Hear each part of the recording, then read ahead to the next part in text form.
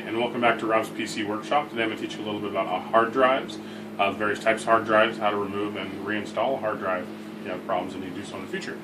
So the first hard drive I have here is a SATA 160 gig. As you can see right here, 160 gigabyte hard drive, SATA power, and it gives you a diagram of the back of the hard drive, your jumpers, and your power. This is your SATA, and then this is your power cable. This one doesn't require any jumpers if it's a master or slave, unless you power up in standby. Leave it on, in standby on power, then you have to set specific jumpers which go here. So, for the most part, this one has no jumpers on it. This is a Western Digital 160 gig SATA hard drive. Down here we have an old eMachines PC. I'm currently trying to figure out what's wrong with it, but I'll go ahead and show you how to remove and reinstall the hard drive. Here we have our SATA cable. Then this is what directs the information back and forth to your processor. And here's your power, which comes out of your power supply. So the first thing you want to do is go ahead and remove your power and your SATA. It's got a little clip on the top. You press and lift. And you come in here and you start pulling your hard drive out. This has a little hard drive bay holder that's removable. Make it easy. You pull this out of there and get your little hard drive holder. Then there will be screws on either side of your hard drive. Take these two out.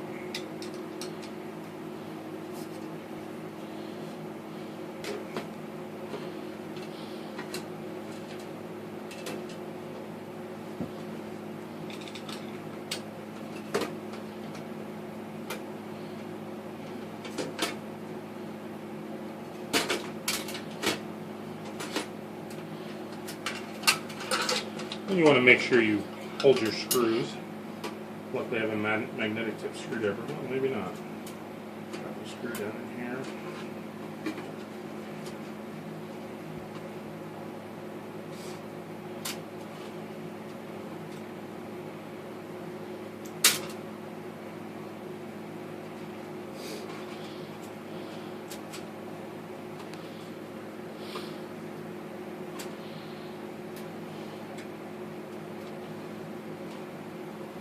And now that we've got our hard drive out here, we have another SATA drive. Like I said, SATA power, master slave, not required for SATA.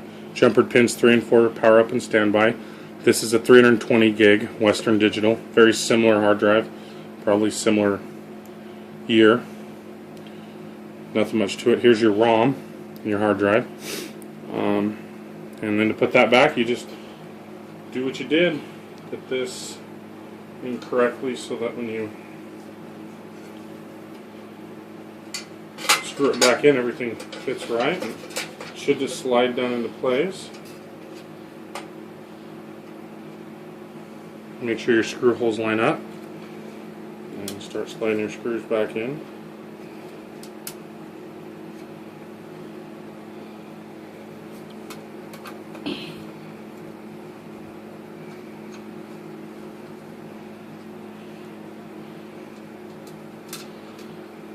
And it's probably a good idea to put all 4 screws in, but 2 is good depending on how often you pull your hard drive out and stuff. 2 is better than 1 and 4 is better than 2. So then we slide it back down in where we had it, and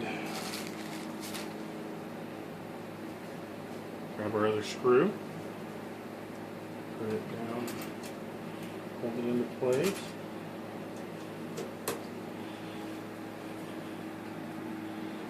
Then once we get it good mounted in there, we'll go ahead and put our SATA cable back, connect it just like we took it off.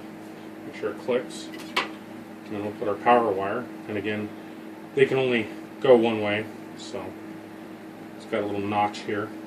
Same with your SATA, it can only go one way. It's got an L shape to it. You slide your power back on, and there you are. And that's everything. Thank you. Have a nice day.